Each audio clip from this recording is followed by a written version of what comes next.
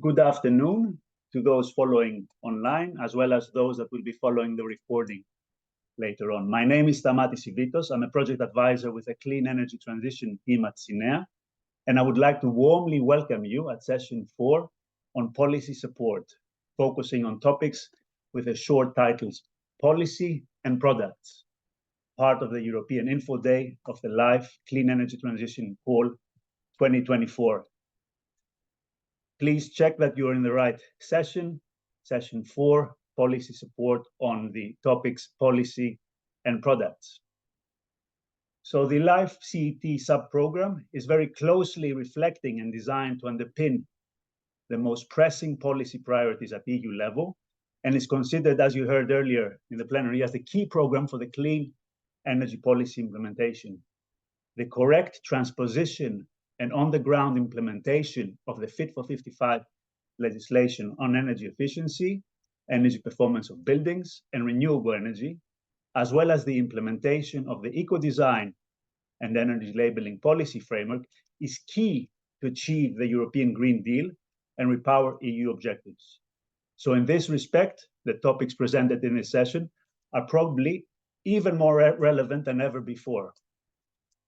Today, together with DG Ener and CENEA colleagues, we will be updating you on the latest EU policy developments in the field, as well as presenting the two topics that are the focus of this session, as aforementioned, and as you can see now in the agenda slide. So we will be starting with the first topic, starting with a policy background given by DG Ener colleagues Margot Pinot, Thibaut Roy, and Vera Kissler, followed by a presentation on the topic towards an effective implementation of key legislation in the field of sustainable energy. This will be given by my colleagues Ulrike Nuschala, Nathalie Clicquot, and Luca Angelino. We'll have a Q&A session, and then we'll move to the second topic, the policy background for which will be given by my colleague at DG Ener, Ronald Piers de Ravenswood, and I will be then presenting the topic on real-world energy consumption of energy-related products, followed by a Q&A session. So a few housekeeping reminders before we start. You can ask and vote on questions by slido.com using the code EULIFE24 or by scanning the QR code that you can see here on the screen. It is important that you select the specific session when you log into Slido, so session 4, so the Slido moderators can see the questions. If not, they will not be able to see the questions, so please ensure you select session 4 in slido.com. So without any further ado, I would like to hand over the floor to Margot for the policy presentation. Thank you. Thank you very much and good afternoon. My name is Margot Pinot. I work in DG Ener, DG Energy, the Energy Efficiency Unit B2, where I'm the team leader for policy development and strategy, and also policy officer responsible for the issues related to energy efficiency skills and energy efficiency services. I will give you a short background on policy elements and latest developments in the European policies in relation to energy efficiency, with the focus on energy efficiency directive, of which a revision has been accomplished last year, and that we have now a new policy in place. And I don't know, sorry, if I need to change the slide or just ask for next. Thank you. First, a few words about the policy context. So, of course, energy efficiency is a key pillar of the European Green Deal priority, and Fit for 55 package that was implementing this priority by a set of legislative proposals aiming to achieve a higher target for greenhouse gas emissions reduction in 2030 of at least 55% reduction. This was an increased target comparing to the previous one that was of 40%. And energy efficiency, of course, with other priorities contribute to this target with an increased ambition on reduction of energy consumption in the European Union. As part of the Fit for 55 package, a number of pieces of legislation has been revised in relation to energy and climate. And specifically today, we'll be focusing on Energy Efficiency Directive, Energy Performance of Buildings Directive, very recently agreed, and then the Renewable Energy Directive. And this is also the policy scope for this topic of policy support that my colleagues from CINEA will explain you more in detail. Another element that came in the midterm, let's say, of this mandate of the Commission and in the midterm of implementation of European Green Deal was, of course, the context of war in Ukraine and the energy crisis that resulted from it, and the EU reply to the crisis through Repower EU communication and kind of framework, where the conclusion was that we need to indeed speed up the transition, the clean energy transition, actions related to renewables deployment, energy efficiency, because all those contribute positively to decrease the dependency on imports of fossil fuels and end up this dependency as regards Russian fossil fuels. I wanted also to add just a few words of the most recently developed global policy context, because here we had developments last year where President von der Leyen at COP28 announced the global renewables and energy efficiency targets and pledged. As regards energy efficiency, the global pledge aimed to double the global average annual rate of improvement in energy efficiency from estimated around 2% to over 4% per year. These are the improvements rates that are estimated at global level. So we need to double these efforts, and this by 2030. And to put the principle of energy efficiency as a first fuel, so something very similar as energy efficiency first principle, which is guiding the EU energy policy, of which I will be talking a little bit later.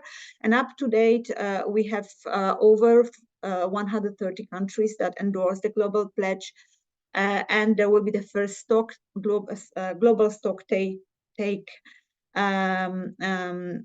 in the next COP29 and discussions how to indeed deliver on this objective. This will happen already this year in Baku in 2024 for COP29, and then every year after. So that's everything as regards the context, and then we can go directly into the Energy Efficiency Directive, which is the main, let's say, focus of our session today as regards energy efficiency legislation, together with Energy Performance of Buildings Directive. The EED has been adopted last year in September, 13th of September, and published 10 days after. So it's already the EU law, entered into force on 10th of October. However, as any directive, it needs to be transposed, and for that, member states have a period of transposition of 2 years. So it means they need to translate the directive provisions into the national legislation and national rules in order this to be indeed a requirements put on the EU citizens and businesses and entities which are targeted by these provisions. The next slide, please. What is in the directive? For the first time, we have legal requirements for implementation of energy efficiency first principle. They are quite broad, but they are very strong and give a much of possibility of leveraging this principle on the ground and making from it very powerful tool. energy efficiency first should be considered in planning, policy, and major investment decisions. So for all the investments that are above the thresholds, an assessment of the impacts on future energy consumption needs to be considered, and the alternatives that are more energy efficient, the alternative solutions need to be also prioritized in such a decision-making processes. The Commission is now developing guidance, first for member states, how to interpret the legislative provisions that will be addressed specifically to national administrations that are in charge of the transposition of the directive. So explaining the legal terms and some maybe unclarities or questions. But then in the second step, the Commission is also preparing guidance for market actors, for entities that will need to apply this principle on the ground. And by the end of this year, we plan also to issue specific guidance for energy and non-energy sector where application of this principle would be very impactful. The Article 3, which is dedicated to this energy efficiency first principle, also requires member states to put in place monitoring system and entities that will be making kind of surveillance how this principle is applied by various actors. What are the procedures and how these procedures are translating this principle into practice, and also how specifically cost-benefit methodologies are considering energy efficiency within a wider context than financial, so looking from societal perspective of various benefits that energy efficiency can bring to the society. In addition, for this cost-benefit methodologies, the Commission will also issue guidance this year what kind of methodological approaches can be taken to properly consider in CBA's energy efficiency first. The next slide, please.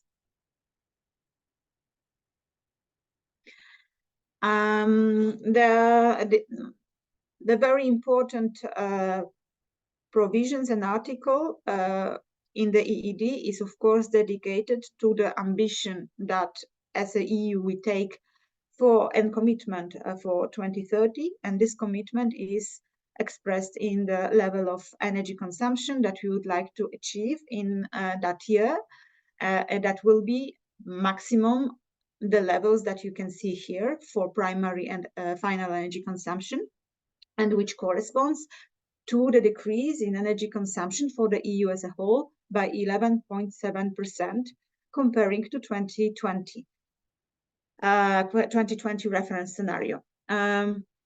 For this, member states shall set their indicative national contributions, national targets, and the directive is providing also a formula in the annex how these indicative national targets should be set so that the effort is fairly shared among member states, considering various factors like GDP, potential for energy efficiency improvements, etc.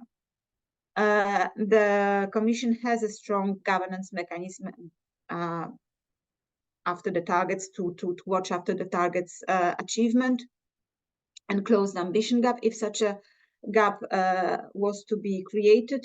So indeed, this is quite a strengthening of these provisions related to targets, because it's not only that at EU level we have a binding target, but also the national contributions will be monitored, and there are mechanisms in place to keep track of this development. The next slide, please. The next set of articles, so 5, 6, 7, are focusing on the public sector and its leading role in energy efficiency improvements. So such an approach was already previously in the directive, but it's expanded because we have a totally new Article 5 dedicated to a specific target for energy consumption reduction, final energy consumption reduction in the public sector as a whole, and which corresponds to 1.9% per year. I also must say that the scope of the public sector has been expanded because, as you remember from the directive 2012 and then revised in 2018, the focus was on government administration, central government administration, and it was in relation to buildings belonging to central governments to be renovated. Now, as said, we have an overarching target, and the scope of this target is extended to all public bodies. And public bodies are also defined in the directive in a way that it's very large and will not only cover authorities, but also the entities that are depending or to these authorities, whether they are at local or regional or central national level. That's a very ambitious approach. And then under Article 6, we have the continuation of the focus on buildings renovation of public bodies. However, as said, we are enlarging the scope to all the buildings belonging to all the public bodies across all the different levels. And here, I must say, much of policy support will be needed, especially on those levels that are lower and that didn't have this obligation before, because not only there is 3% per year renovation obligation, but also this renovation need to lead to NZEP level. It's a very ambitious level for renovation, of course. So we are talking about deep renovations, and we are covering really all public buildings. Finally, Article 7 is continuing focus on public procurement and adding to the public procurement energy efficiency criteria. This was already before, but what is new is that wherever we cannot define a very concrete method and criteria of energy efficiency, because, for example, this is a very specific type of service or work, the public bodies, public procurers need to consider energy efficiency first principle. So we have energy efficiency first principle also spelled out under Article 7 as a guiding principle also of public procurement. The next slide, please. Article 8 and then following 9 and 10 are dedicated to energy savings obligation. This one is continuing and is strengthened in terms of rate of energy savings that needs to be achieved, and that you can see are progressively going up. And I think the average cumulative energy savings obligation rate is 1.49 across the whole obligation period. But yeah, they are progressively increasing. What is new also in the energy savings obligation is that a share of energy savings must be mandatory achieved among the energy poor households. So this is new, and how this share has to be defined, member states need to consider the criteria set in the directive or that they reported in the NECP.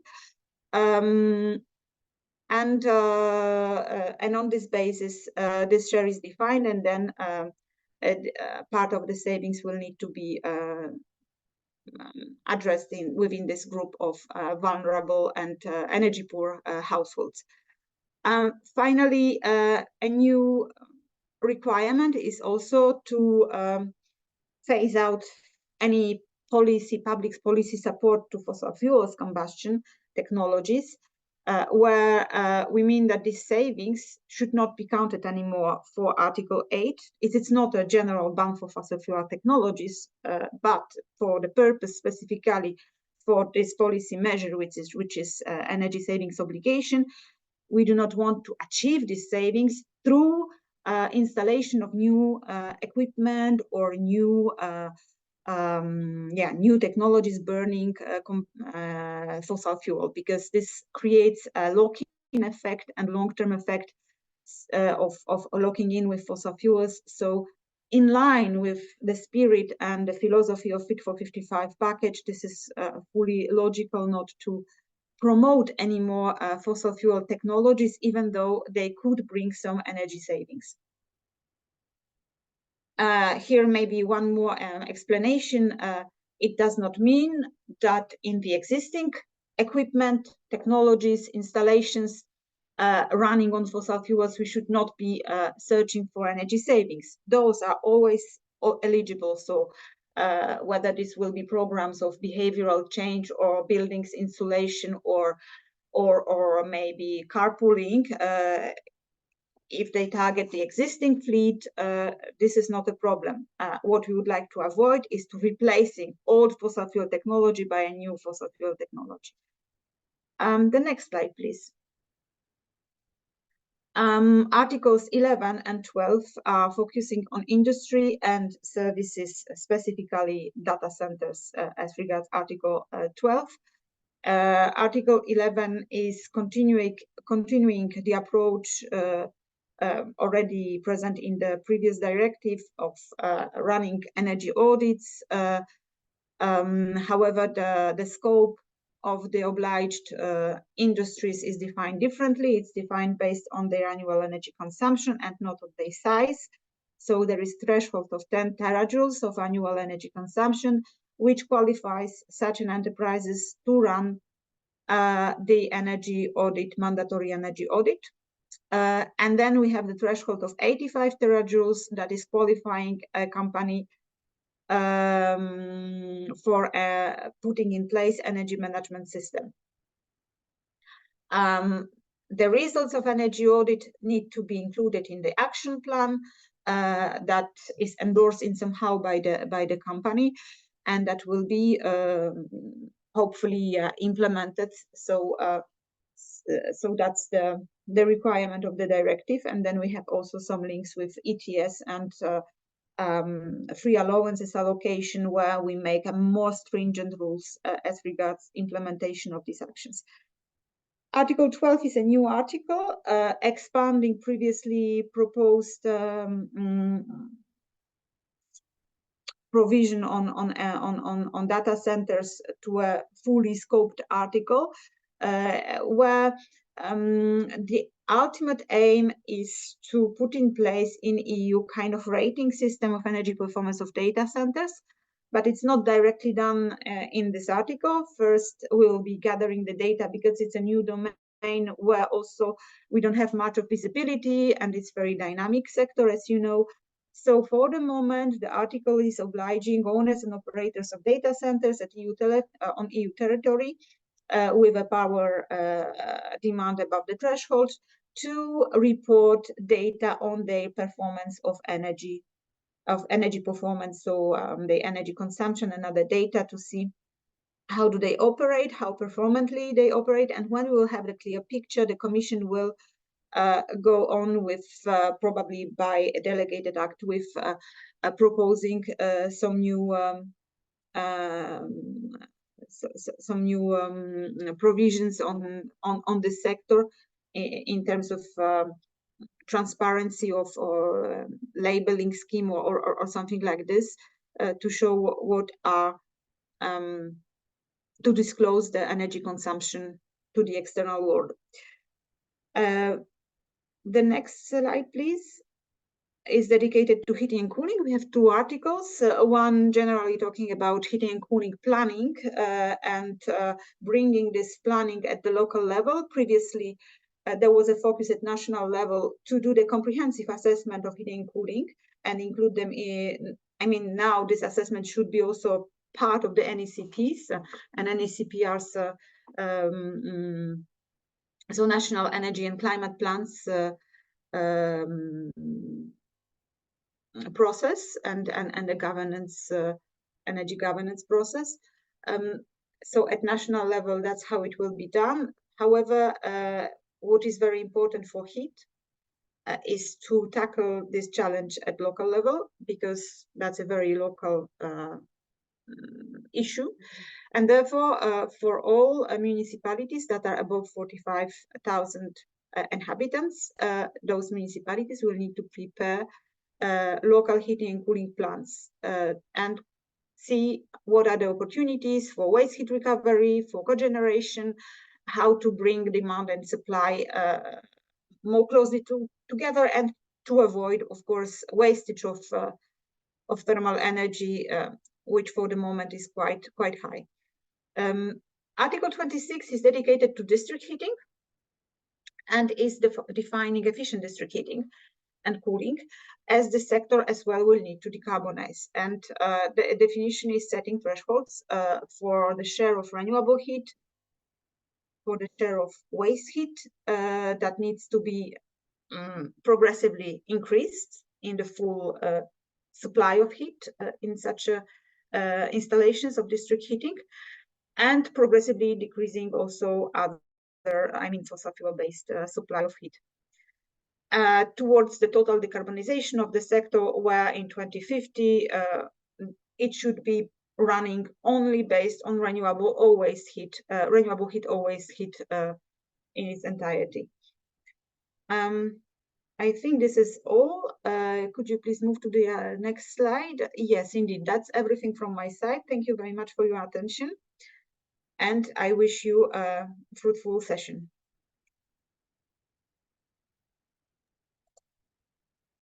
Thank you very much, Margot, for this rich and detailed presentation. Over to Vera on the Renewable Energy Directive.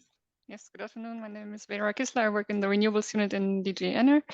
I will present the Renewable Energy Directive. Next slide, please.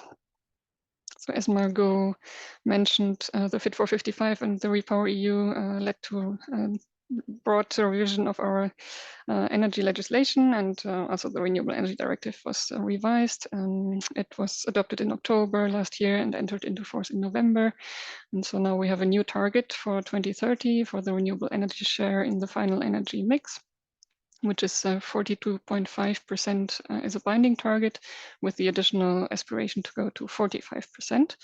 And this roughly means that we need to double the current share of renewable energy in the final energy consumption. Next slide, please.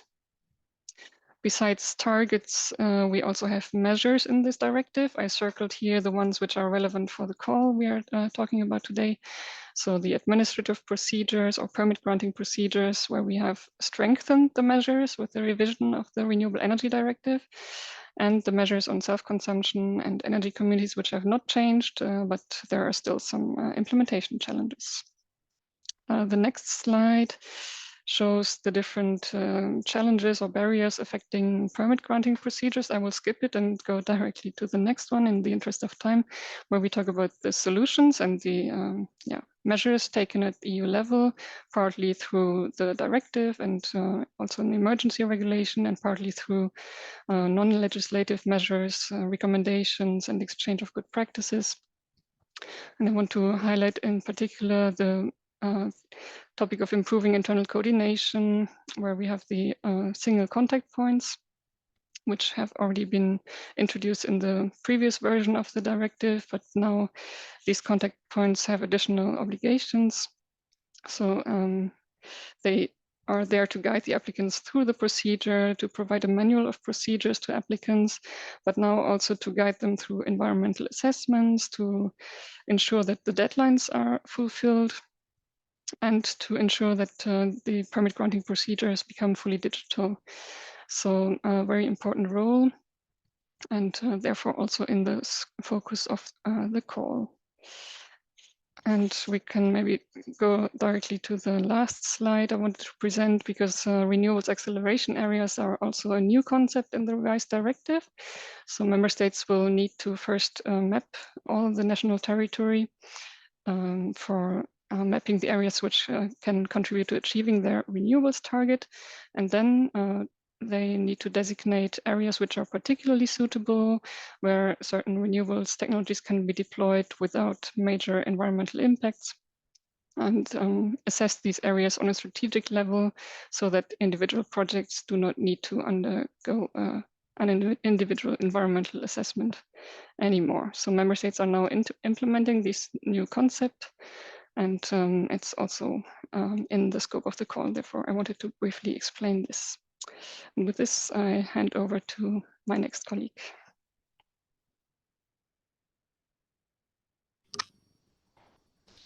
Thank you, Vera, and good afternoon to everyone. I'm Thibaut Roy. I work in the unit in charge of the energy performance of buildings and products in DG Energy, and I will now present a few key elements of the revised EPBD, so the Energy Performance of Buildings Directive. As you know, it's really fresh from the press because it was formally adopted by the member states 2 weeks ago in the Council, and before that by the European Parliament in March. As to the next steps, the directive will enter into force in a few weeks' time, and the 24-month transposition timeline will then kick in, which means that member states will have to have their legislative framework, ready at the latest by mid-2026. We will also provide guidelines, so guidance documents on how to understand the exact requirements, legal clarifications, best practices, etc., to also ease this transposition process. Now, as to the content of the revision, I want to quickly go through the 4 pillars, focusing mainly on the first 2. The first being about renovation, so the objective to double the rate of renovation, but also increase the depth of those renovations. Second, on decarbonization, reducing GHG emissions. Third, on the importance of buildings in terms of their contribution to the system, the energy system, flexibility and demand response. And finally, financing, without which a lot of the, let's say, headways would not materialize. Now, on the first pillar, so renovation, member states will have to prepare renovation plans based on common indicators, a common templates, to really identify their objectives, their targets, their policies to reach those targets, and then also the financing related to the necessary investments. Minimum energy performance standards will apply for the worst performing non-residential buildings, such as offices, and member states will also adopt their policies, their packages of policies to implement a national trajectory of reduced energy use.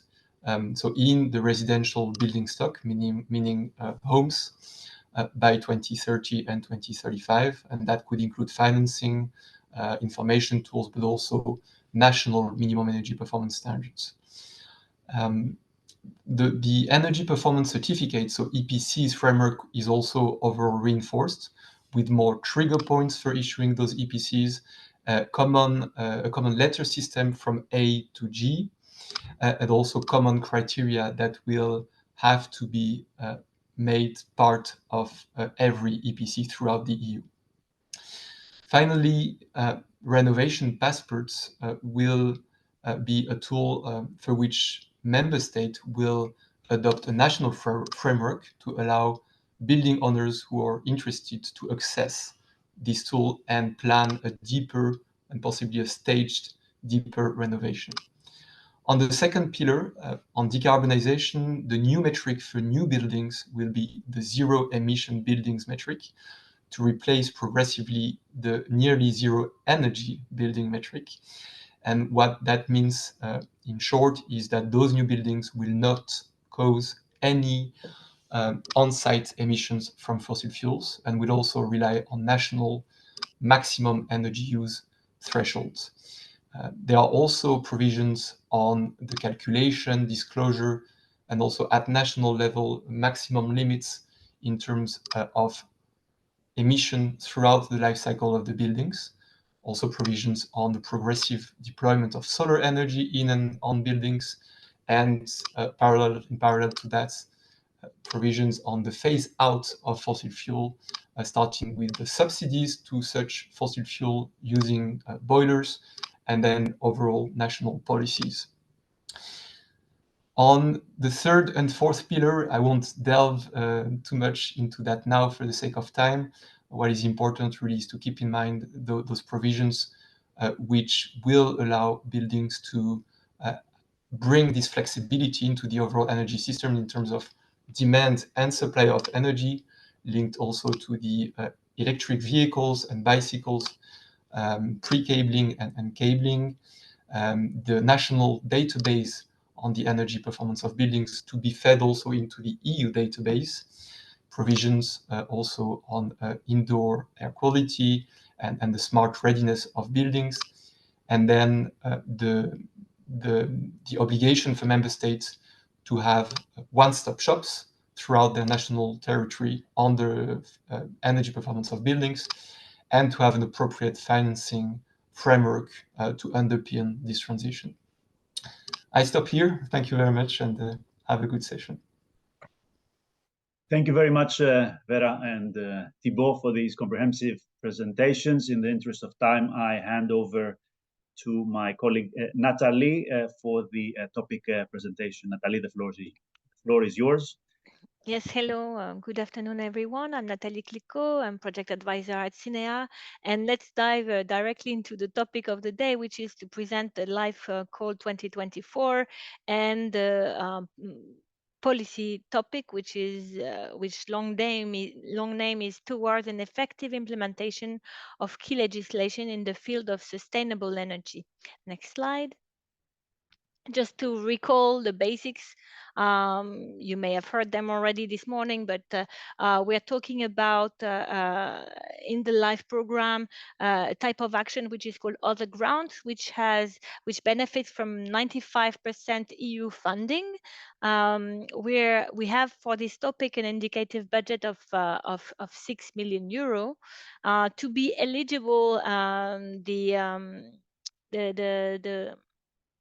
proposals need to gather a minimum of 3 applicants from 3 different eligible countries. And just to give you an idea of the rough size of the project we're expecting, we're expecting EU contribution up to 1.75 million per proposal to address the objective. And this being said, it doesn't mean you cannot submit proposal requesting other amounts, but this is just an indicative amount. Next slide. So the general scope of this topic is really to support policy implementation. As we've just heard, there many provisions have been strengthened, modified to meet our new objectives. And the topic here, in the topic, we're looking for proposals that will provide support, technical advice, and tools to contextualize and also to help help understanding the requirements and their precise specification. We're looking at assessing and modeling impacts of all the implementation options, including the non-energy impacts. We're looking at proposals that will help also the monitoring and evaluation of this policy implementation, that will help this monitoring with by developing providing support approach for an integrated collection of data, calculation, accounting, but as I said, verification, monitoring. These are key pillars. Monitoring both also energy and non-energy impacts of solutions, gathering data for the energy and building sectors, for instance. And of course, we're looking for proposals that will really help member states share best practices within and across member states. Next slide. We will now dive into the different scopes or the different directives, because under this topic we have 3 scopes. And first, the scope A will be directed to the Energy and Efficiency Directive.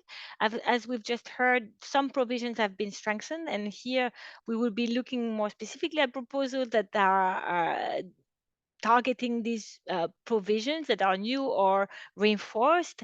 For instance, the energy efficiency first principle, to have proposals supporting its operational implementation, helping developing assessment methodology tools and benchmark.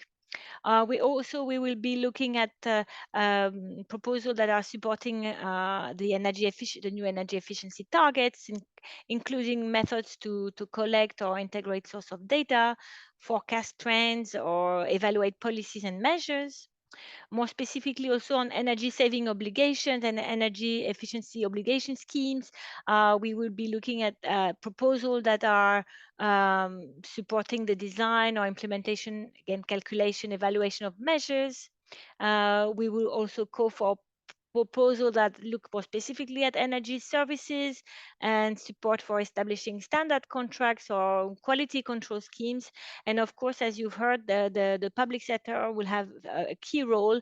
So we will be also looking at a proposal that help reinforce this role of the public sector to support the gathering and calculation of data, for instance.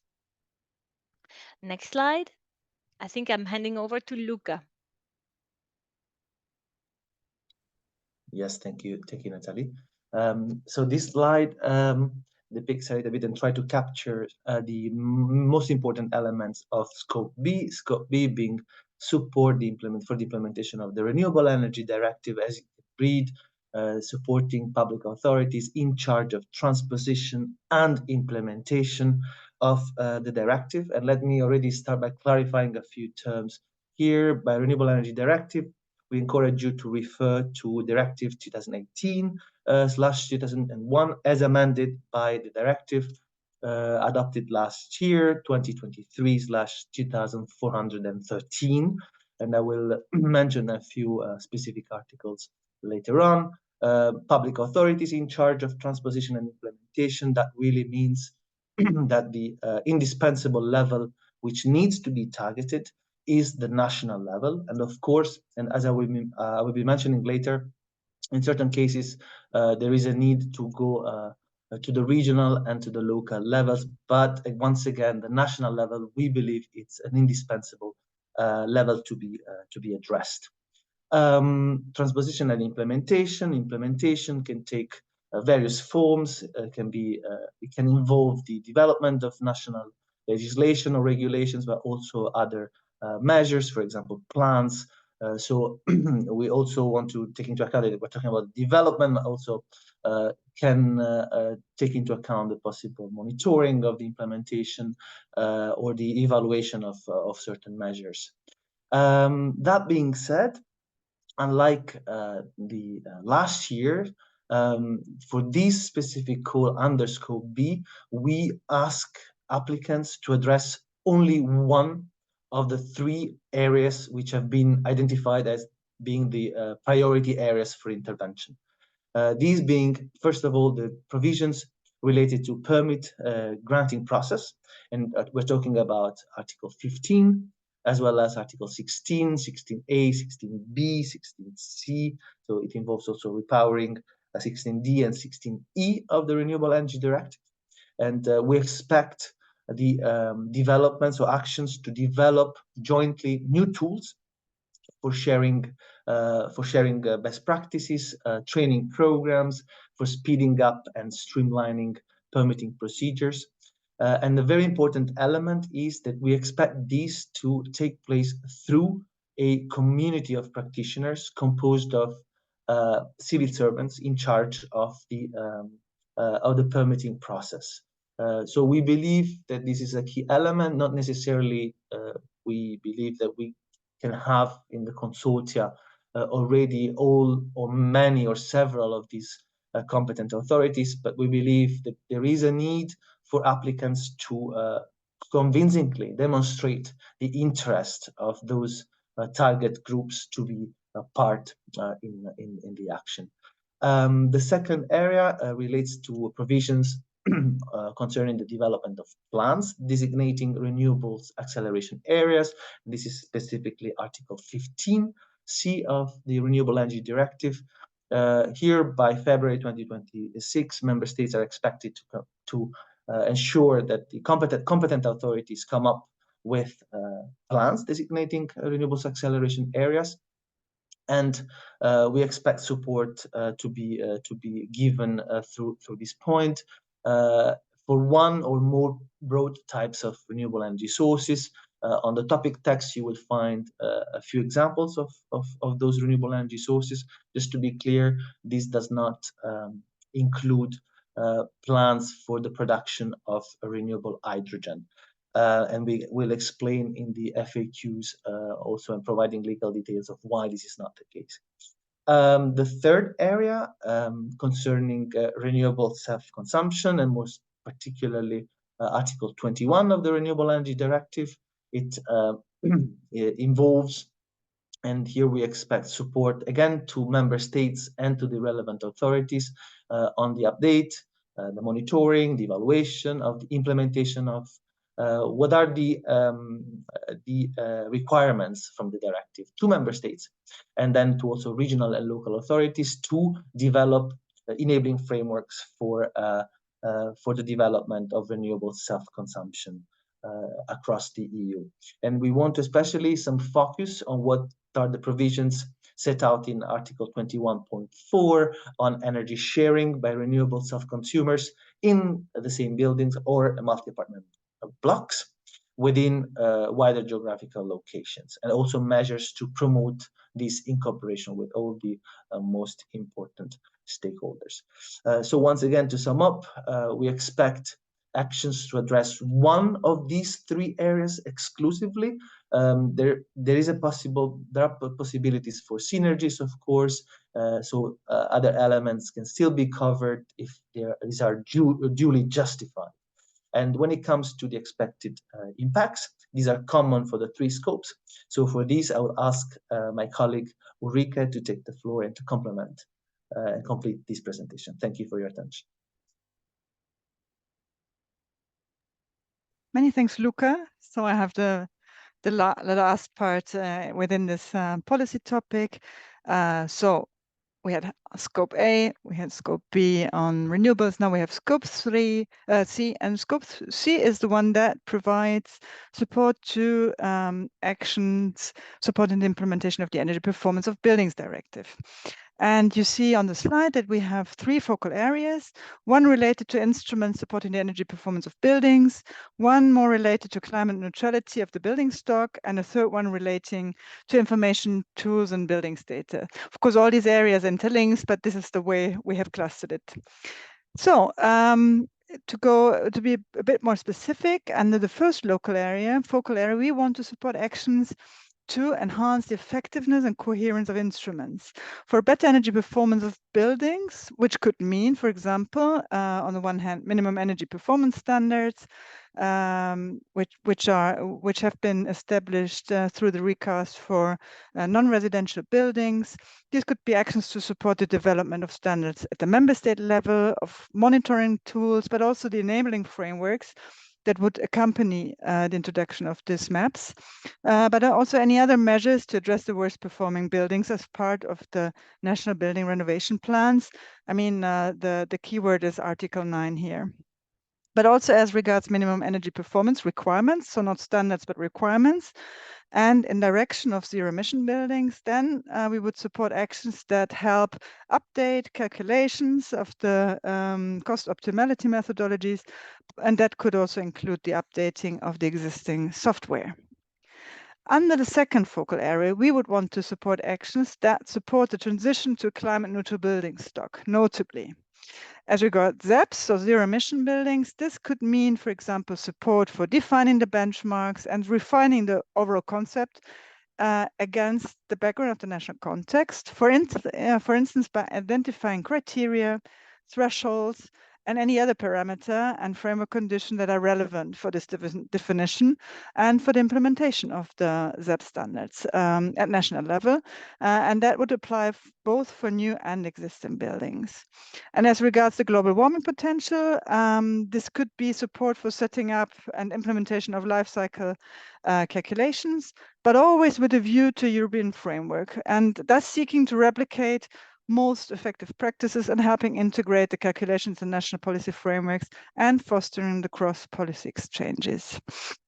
Under the third focal area, we would want to support the optimal rollout of buildings data information tools. And there are two big areas. One would be on information tools, and there I would want to, of course, highlight EPCs, which could be the support for the identification of worst performing buildings, the help for refining and updating of methodologies to calculate the energy performance classes, but also the coordination of the EPCs with other tools, notably building renovation passports and the smart readiness indicator.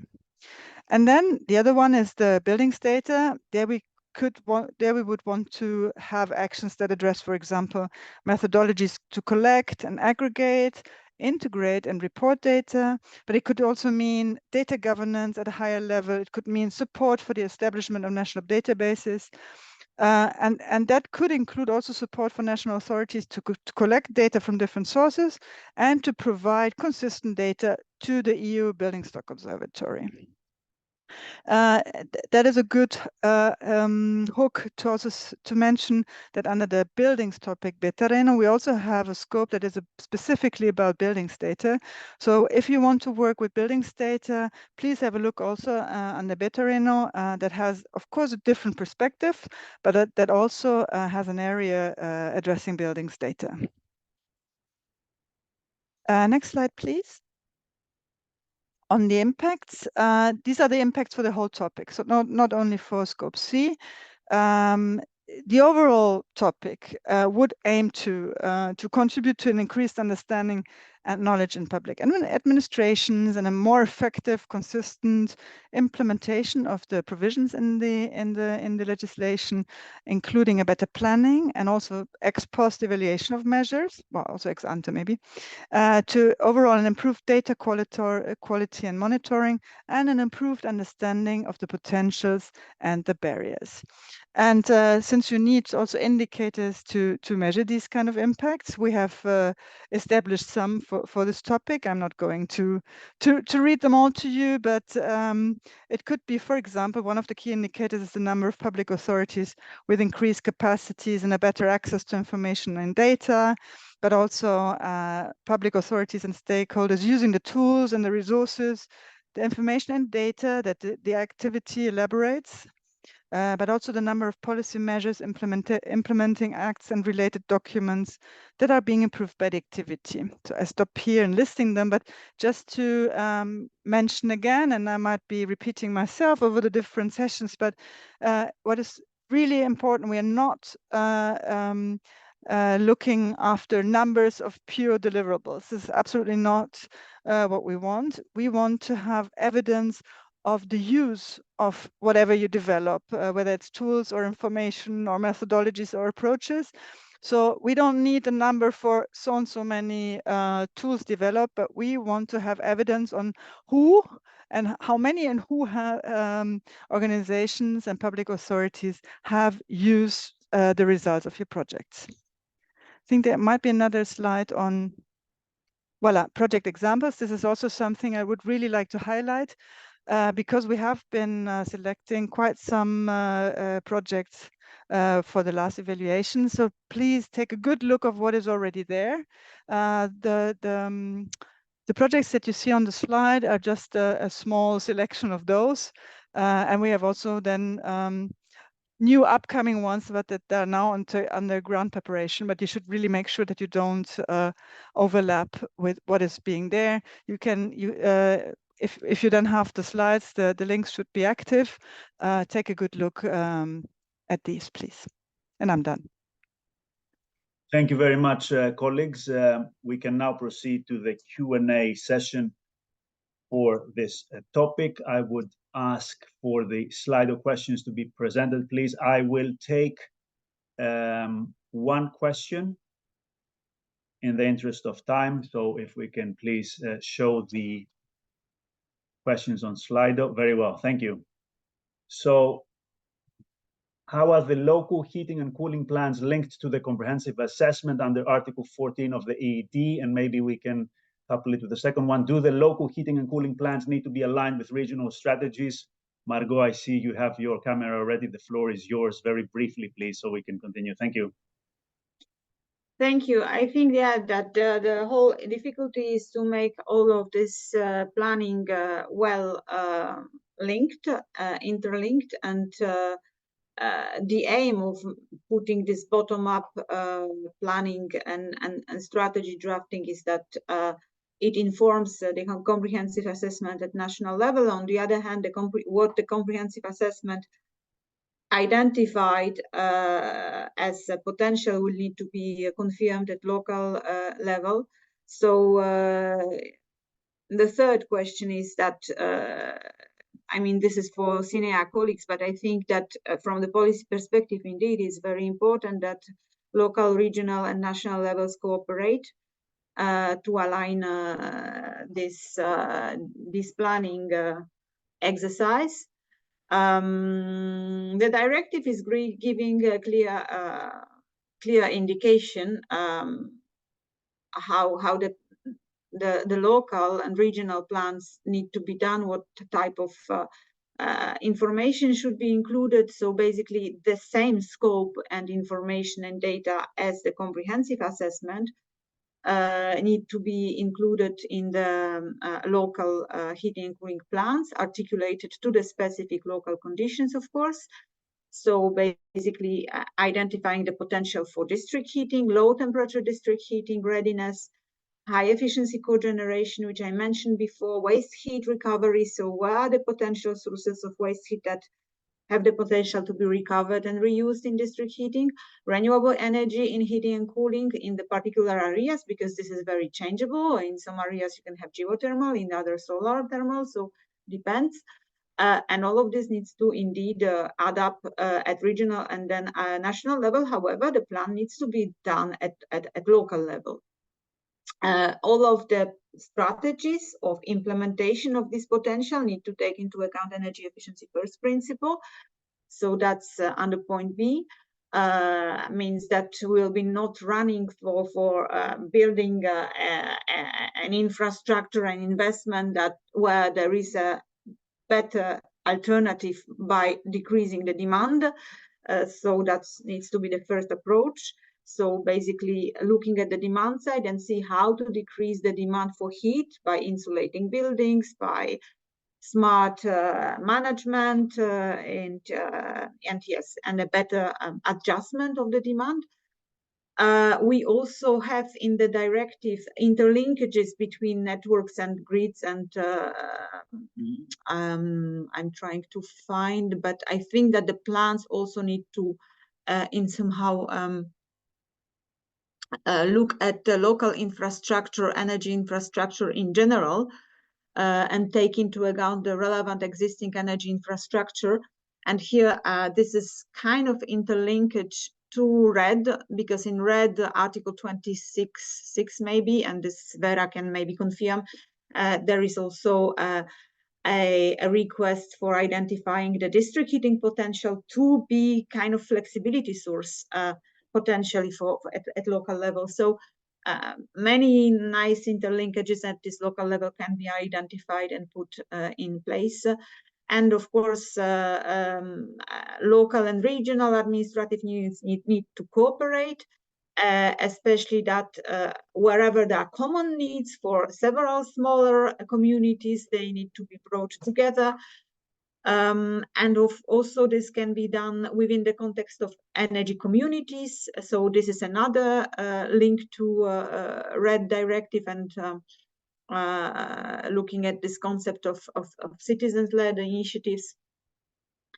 So I think, yeah, this is the varieties of possibilities of cooperation for authorities at local, regional, and national level for this planning of heating and cooling.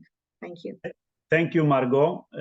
Uli, I see you have your hand up, but I would like to move on to the next question. And unless you need to clarify something. Yeah, I'm sorry. I know, Stamati, we are super overdrawing. Also, you're taking your time from the products thing. But just to clarify, because we had so many problems in the past with the last call, this topic is about the national level in particular. So while it's national level, it can take into account whatever needs to feed in from the regional and local level, but the main focus is the national level. So we should not encourage applications, the proposals under this topic that are dealing only or mainly with the local and regional level. Sorry, but I had to put this clarification.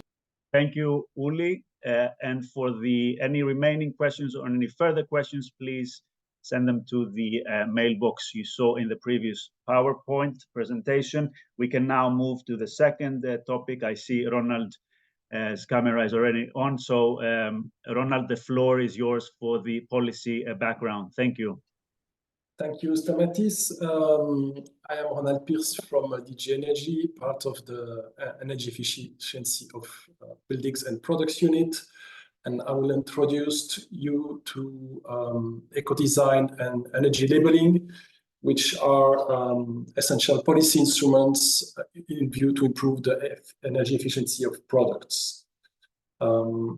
Next slide, please. So, what are these two policy instruments? Eco-design sets minimum energy efficiency requirements for energy-related products, which are defined as any good that has an impact on energy consumption during use. While energy labeling provides information on energy efficiency and other key performance criteria, enabling potential buyers of products to make informed choices. And the first eco-design rules date from 1992, and the first label dates from 1979. Next slide. Next slide. I will skip some slides because I think we are very short in time, and I want to Stamatis to have some time to present his presentation. So why do we do this? I think Margot already largely introduced the policy context, and I will not reiterate this, just to highlight that the Commission has adopted a working plan 2 years ago, and so is now about to adopt a new eco-design for sustainable products regulation. So this eco-design framework is being renewed to extend to more products and look more at various sustainability and circularity aspects. Next slide. Just this is an overview of all the measures that are in place, nearly 50 measures, 30 eco-design regulation and 17 energy labeling regulation, covering a wide area of products. Of course, you know the energy label for washing machines, for fridges, for light bulbs, but we cover also heating and cooling appliance, industrial products, and for example, recently also mobile phones. It's a very broad coverage of products. Next slide. Next slide. What are the benefits? This is an extract of our eco-design impact accounting report. There is the link. If you are interested, I invite you to have a look. But the savings are substantial. We are expecting about 1,400 terawatt-hour savings in 2030 compared to a business as usual scenario.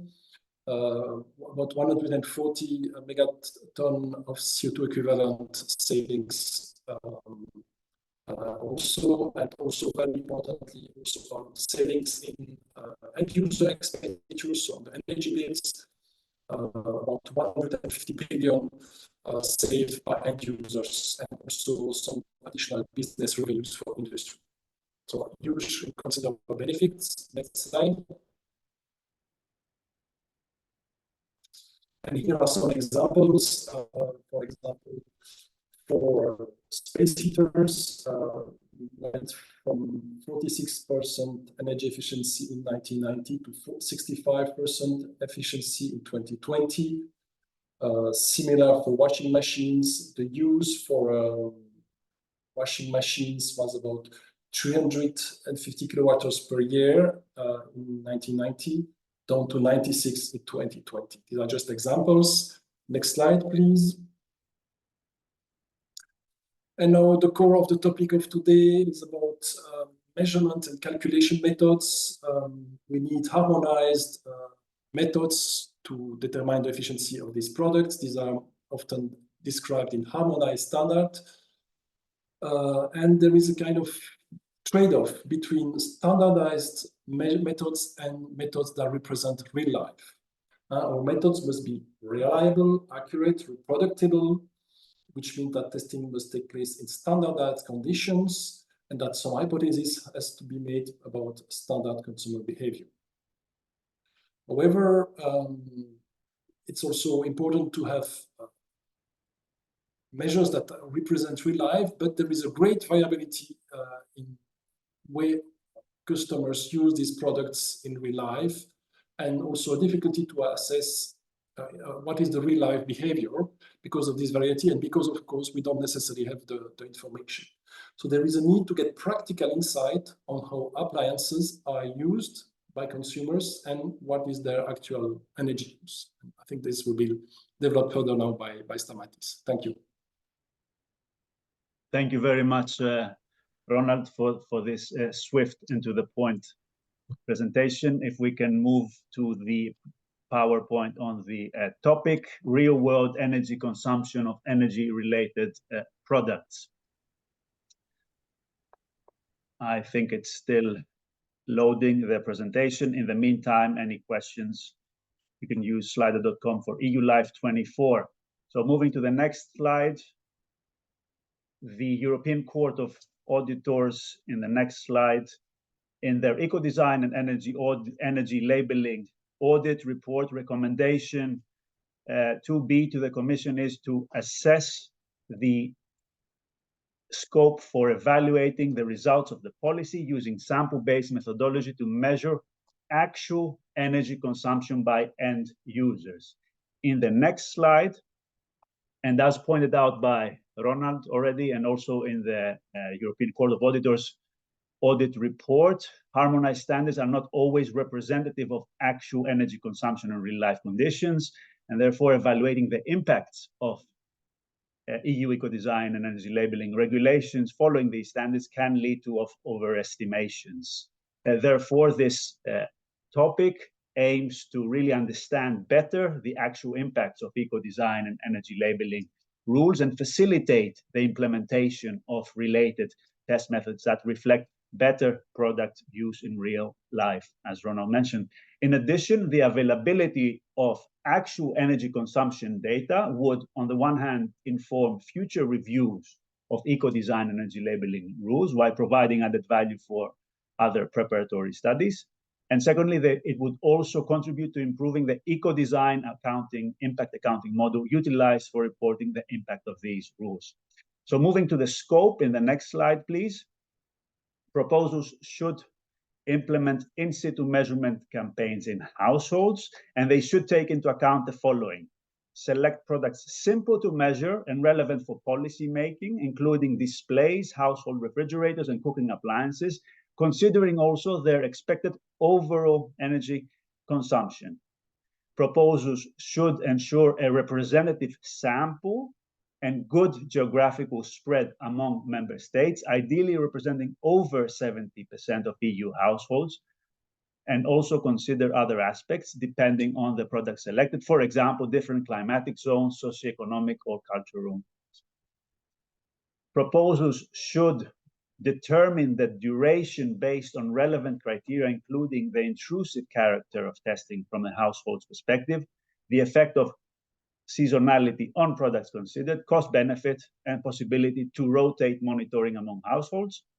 And in the last point you see there, it's very important to investigate determinants influencing energy use, for example, thermostat settings of a refrigerator, functions aiming to optimize consumption, and so on, as well as collect other relevant data, such as energy class and corresponding product information. As a reminder, and as is the case with the previous topic, proposal must be submitted by at least 3 applicants from 3 different eligible countries, and for the budget, an EU contribution of up to 2 million euros would be foreseen for one proposal. So moving to the next slide, please. Proposals should also take into account the following points: statistically analyze data and formulate policy recommendations on the related eco-design and energy labeling rules. They will be installing monitoring instruments as part of the monitoring campaigns, but the use of existing and embedded meters would be also possible if their precision is known or if it can be established.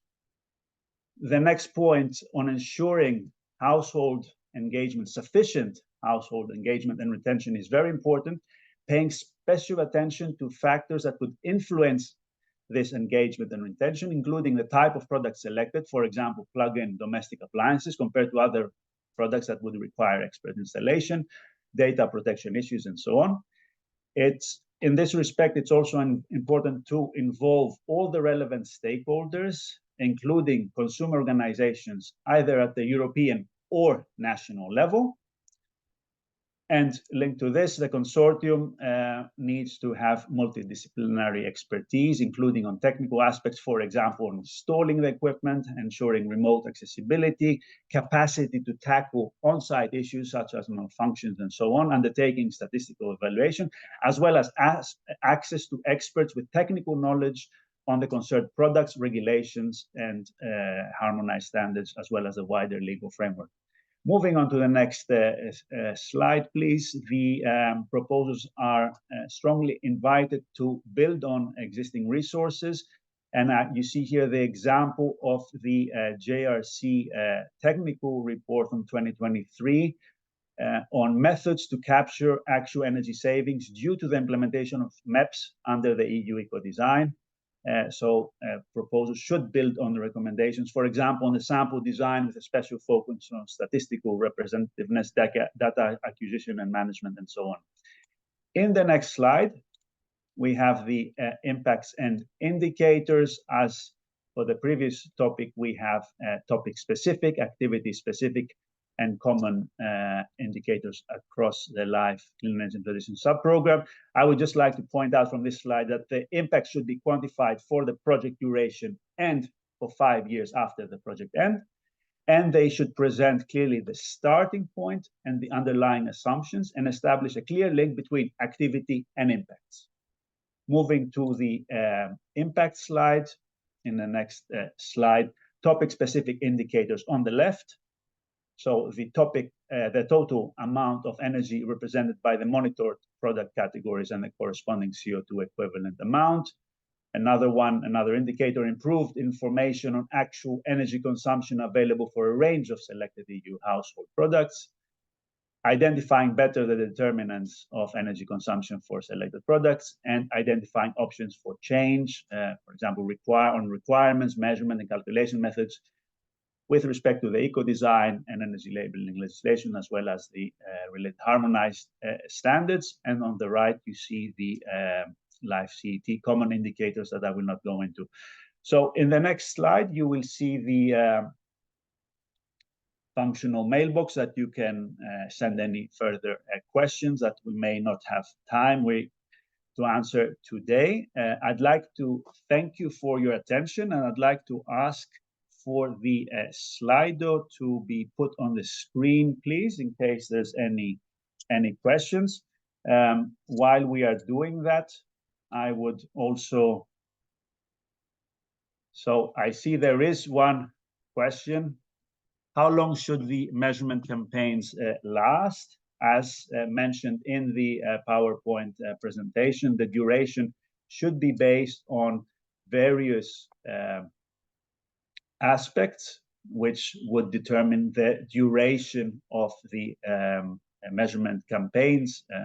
For example, how intrusive the character of testing is, the effect of seasonality, and so on.